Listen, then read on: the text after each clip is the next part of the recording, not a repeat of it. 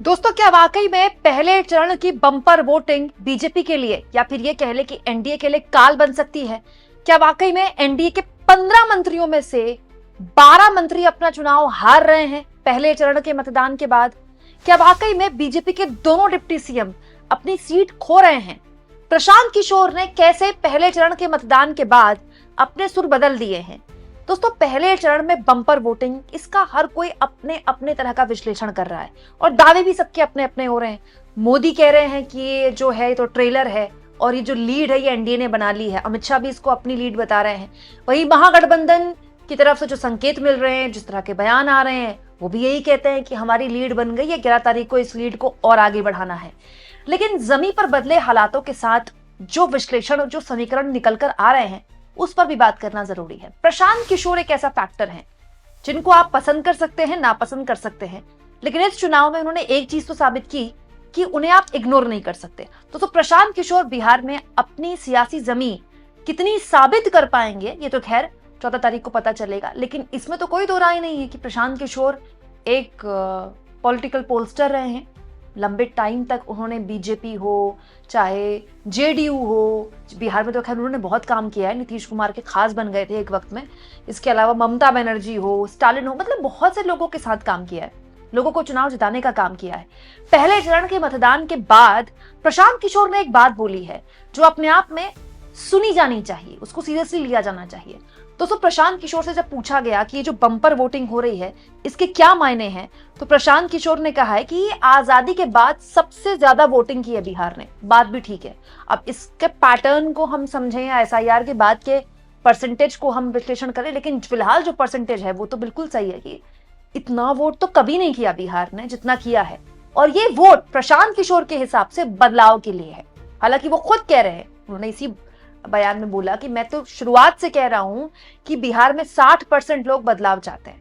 और इसकी उन्होंने अपनी तारीफ की कि ये इसीलिए क्योंकि जो जन स्वराज है उसने लोगों को एक विकल्प दिया है। तो क्या वाकई में जन स्वराज की वजह से इतने बड़े लेवल पर लोग बाहर निकले हैं? अगर ऐसा है दोस्तों, तो वो कौन है जो दावा कर रहा है कि बीजेपी नहीं, एनडीए के 15 में से 12 मंत्री हार रहे हैं? ना केवल 12 मंत्री हार रहे हैं बल्कि 2-2 डिप्टी सीएम भी अपनी सीट नहीं बचा पा रहे हैं। तो प्रशांत किशोर के दावे में कितनी सच्चाई है ये मैं आगे आपको बताऊंगी, लेकिन मंत्रियों के हारने पर बता देती हूँ। कांग्रेस पार्टी के वरिष्ठ नेता हैं राजीव शुक्ला, उन्होंने प्रेस कॉन्फ्रेंस की थी पहले चरण के मतदान के बाद। उन्होंने ये बात बोली कि उनका इंटरनल सर्वे ये बताता है कि पहले चरण के मतदान के बाद एनडीए के 15 में से 12 मंत्री हार रहे हैं और दोनों डिप्टी सीएम सम्राट चौधरी, विजय सिन्हा, दोनों अपनी सीट नहीं बचा पाएंगे। ये पूरे जितने आप चुनावों के पैटर्न निकाल लीजिए, इतिहास निकाल लीजिए, जब जब वोटिंग ज्यादा हुई है, मतदान ज्यादा हुआ है, वो हमेशा बदलाव के लिए होता, परिवर्तन के लिए होता, सत्ता परिवर्तन के लिए होता है। तो पहला संकेत तो यह है कि जो कल ज्यादा भारी वोटिंग हुई है वो सत्ता परिवर्तन के लिए हुई है और निश्चित रूप से ये जो एनडीए की सरकार है उसकी विदाई के लिए हुई है। और हमारी अगली रिपोर्ट ये है कि इनके 15 में से 12 मंत्री हार रहे हैं, जिनमें दोनों उप मुख्यमंत्री भी शामिल हैं, जो ग्राउंड रिपोर्ट कह रही है। अब दोस्तों, जैसा कि मैंने आपसे कहा कि सभी अपने अपने दावे कर रहे हैं, ये बोलते हैं वो हार रहे हैं, वो बोलते हैं ये हार रहे हैं। लेकिन जहां तक बात डिप्टी सीएम की है, तो सम्राट चौधरी के लिए तो मैं नहीं कहूंगी, लेकिन विजय सिन्हा के लिए तो हर आदमी यही बोल रहा है कि उनकी सीट बचना बड़ा मुश्किल है। नहीं तो आप खुद सोचिए, वोटिंग के दिन विजय सिन्हा को अपने ही एसपी पर चिल्लाना पड़ रहा है, अपने ही एसपी पर बोलना पड़ रहा है कि इनकी छाती पर बुलडोजर चलाएंगे और ये निकम्मा प्रशासन है। भाई, आप ही का प्रशासन है और पुलिस जो है, गृह मंत्रालय जो है, नीतीश कुमार के अंडर है। तो क्या बोलना चाह रहे हैं कि नीतीश कुमार के प्रशासन के ऊपर, उनकी छाती पर बुलडोजर चलाएंगे विजय सिन्हा? और जिस तरह से उनको उनके ही विधानसभा क्षेत्र में पब्लिक ने एक तरह से दौड़ाया है, भगाया है, मुर्दाबाद के नारे, उन पर, उनकी गाड़ी पर गोबर फेंका, चप्पल फेंकी, बहुत ही बुरा हश्र किया उनका।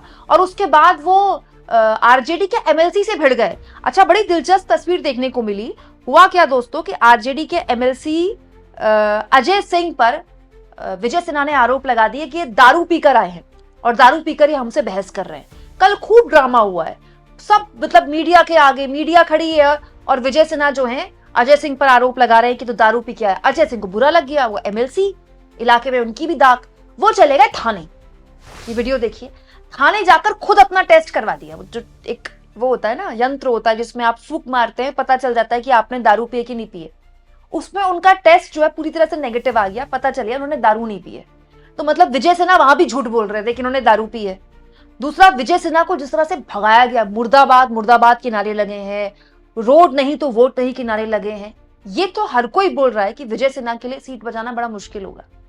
हालांकि विजय सिन्हा के लिए सीट, उसके अलावा भी बहुत से कारण है जो उनकी सीट शायद अगर ना बचती है तो, ललन सिंह और उनकी जो अदावत है उसके बारे में तो खुलकर ही अब सब बात करते हैं। आप लोगों से क्या छुपाया, आप लोगों को पता ही है।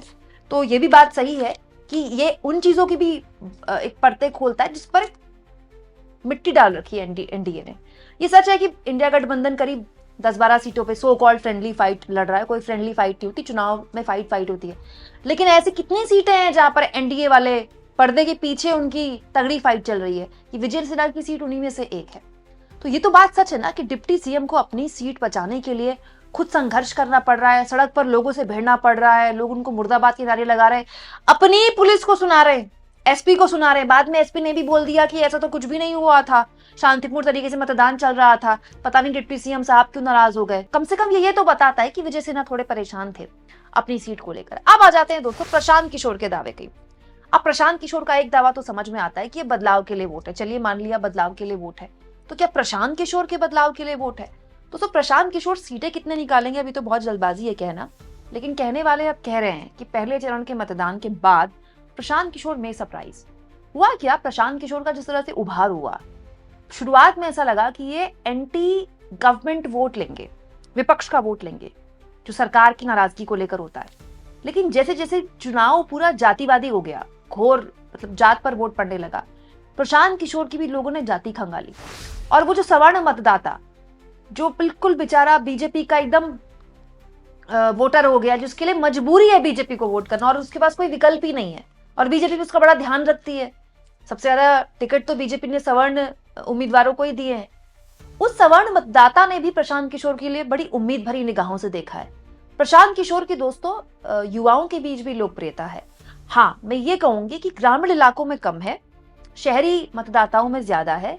लेकिन जैसा कि काशीराम जी ने एक बड़ी अच्छी बात भारत की राजनीति के लिए बोली थी कि जो भी नई पार्टी होती है वो पहला चुनाव जो लड़ती है वो हारने के लिए लड़ती है, दूसरा चुनाव लड़ती है हराने के लिए, तीसरा चुनाव लड़ती है सरकार बनाने के लिए।